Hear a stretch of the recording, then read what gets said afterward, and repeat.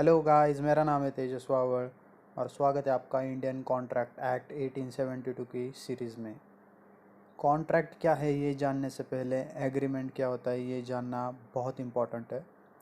Agreement मतलब offer and acceptance, मतलब जहाँ पे ऑफ़र है और एक्सेप्टेंस है उसे वो हो गया एग्रीमेंट।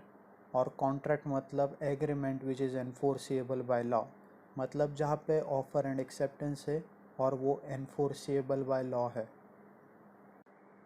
एनफोर्सिएबल बाय लॉ मतलब लेट्स टेक एन एग्जांपल। अगर ए ने बी को ड्रग्स भेजा और बी ने उसके बदले 10,000 रुपये दे दिए, तो ये जो एग्रीमेंट है वो अनलॉफुल इन नेचर है, इसलिए लॉ उसे एनफोर्स नहीं करेगी।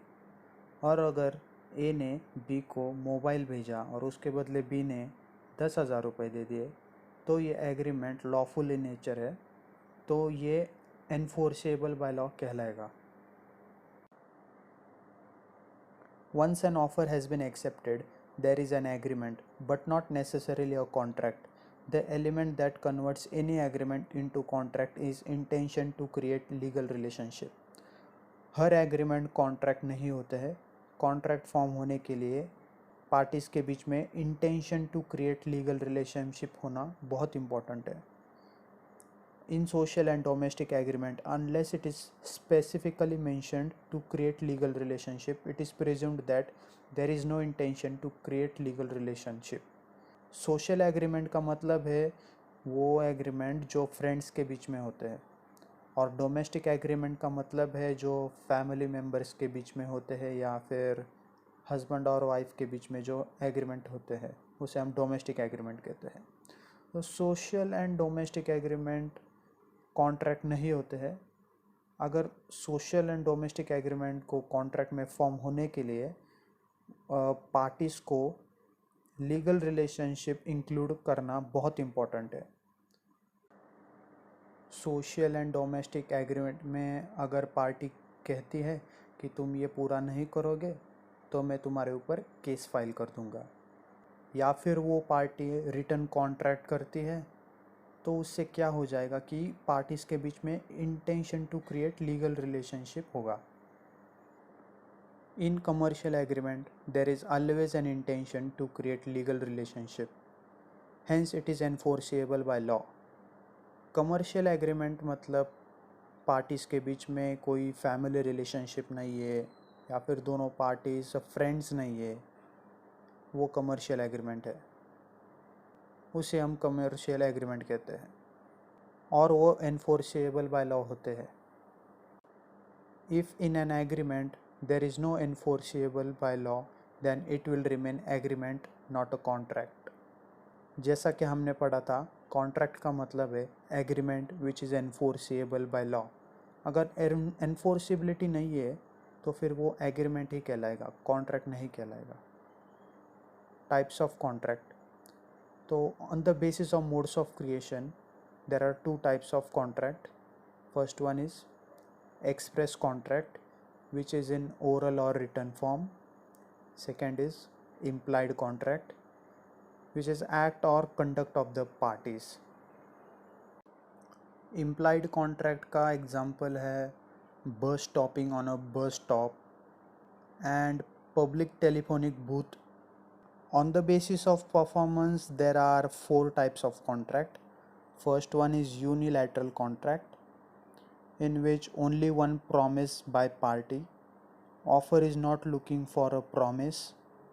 Performance is acceptance of the offer. Let's take an example. अगर मैं पेंटर को कहता हूँ कि तुम मेरा घर पेंट कर दो, मैं तुम्हें 1,000 रुपये दूंगा, और वो घर पेंट करता है और 1,000 रुपये मुझसे लेता है। इस एग्जाम्पल में एक ही पार्टी ने प्रॉमिस किया था, मैं किसी प्रॉमिस को नहीं देख रहा था, और वो जो पेंटर ने जो पेंट किया है वही इस ऑफर का एक्सेप्टेंस कहलाएगी। Second is bilateral contract. The offeror make promise and gets promise in return from the offeree. Let's take an example. अगर मैं पेंटर को कहता हूँ क्या तुम मेरा घर पेंट करोगे, और उसके बदले वो रिप्लाई देता है कि हाँ मैं 1,000 रुपये लूँगा। और इस केस में जिसने ऑफ़र दिया वो ऑफरर और जिसने ऑफ़र एक्सेप्ट किया वो ऑफरी हो गया, यानी कि ऑफरर मैं और offeree painter. So the offerer make promise and gets promise in return from the offeree. Third one is executory contract. Some obligations remains to be fulfilled. Let's take an example. अगर A और B के साथ contract हुआ है कि A अपना mobile phone B को 10,000 रुपये में भेजेगा और B ने मोबाइल तो उससे ले लिया, लेकिन 10,000 में से सिर्फ 5,000 रुपये A को दे दिए और B ने कहा कि वो 5,000 रुपये बाद में देगा। So in this case some obligations remains to be fulfilled. Fourth one is executed contract. Contract is executed when both the parties completely fulfilled their obligations. Let's take the same example. अगर A और B के साथ जो contract हुआ है, अगर A ने अपना मोबाइल दिया B को और B ने पूरे पैसे दिए उसको A को, so in this case both the parties have completely fulfilled their obligations. उसे हम executed contract कहेंगे. On the basis of enforceability, there are 6 types of contract. First one is valid contract.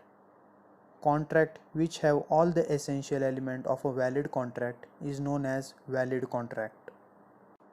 अगर कॉन्ट्रैक्ट में सारे essential elements है valid contract के तो वो वैलिड कॉन्ट्रैक्ट कहलाएगा। Essential elements of a valid contract हम अगले वीडियो में पढ़ेंगे। Second one is void agreement.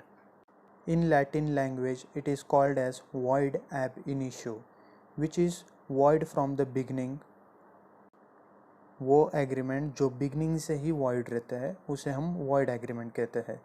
Void agreement it has no value in the eyes of law. Third one is void contract. It is a contract which ceases to be enforceable by law. It is valid at the beginning, later becomes void due to unforeseen and uncontrollable circumstances. Let's take an example. मेरे और किसी celebrity के बीच में एक contract हुआ है कि वो सेलिब्रिटी मेरे कॉन्सर्ट में आएगा, 1 तारीख को आएगा, लेकिन आते वक्त उस सेलिब्रिटी का एक्सीडेंट होता है, इसलिए वो मेरे कॉन्सर्ट पे नहीं आ पाता। तो ये कॉन्ट्रैक्ट पहले वैलिड था, लेकिन अनफोर्सिंग एंड अनकंट्रोलेबल सर्कमस्टेंसेस की वजह से वो कॉन्ट्रैक्ट वॉइड हो गया। Fourth one is voidable contract. A valid contract can be a void at the opinion of the party. Let's take an example. अगर किसी ने मेरे ऊपर गन पॉइंट करके मेरी 1 करोड़ की प्रॉपर्टी सिर्फ 10 लाख रुपए में ख़रीद ली है, तो फिर मैं उसके ऊपर केस फाइल करके उसको वॉइड भी कर सकता हूँ. Fifth one is unenforceable contract which cannot be enforced in a court of law on account of some technical defects. Let's take an example. अगर कोई कॉन्ट्रैक्ट रिटन फॉर्म में होना चाहिए था और वो रिटन फॉर्म में नहीं है, या फिर कोई स्टैम्प मिसिंग है, then it will be called as unenforceable contract. Sixth one is illegal contract. A contract which is otherwise legal might also become illegal if its subject matter is to be used for a unlawful purpose. ये सुन के आपके मन में एक doubt आया होगा कि void agreement और इलीगल कॉन्ट्रैक्ट के बीच में क्या डिफरेंस है. डिफरेंस ये है कि सारे इलीगल एग्रीमेंट्स वॉइड होते हैं, लेकिन सारे वॉइड एग्रीमेंट इलीगल नहीं होते. There is also punishment in legal contract, while there is no punishment in void agreement. Void agreement का एग्जाम्पल है कॉन्ट्रैक्ट विथ माइनर्स. माइनर्स के बीच में कभी कॉन्ट्रैक्ट नहीं होता. चलो गाइस, मिलते हैं अगले वीडियो में। वीडियो को लाइक और चैनल को सब्सक्राइब ज़रूर कीजिए।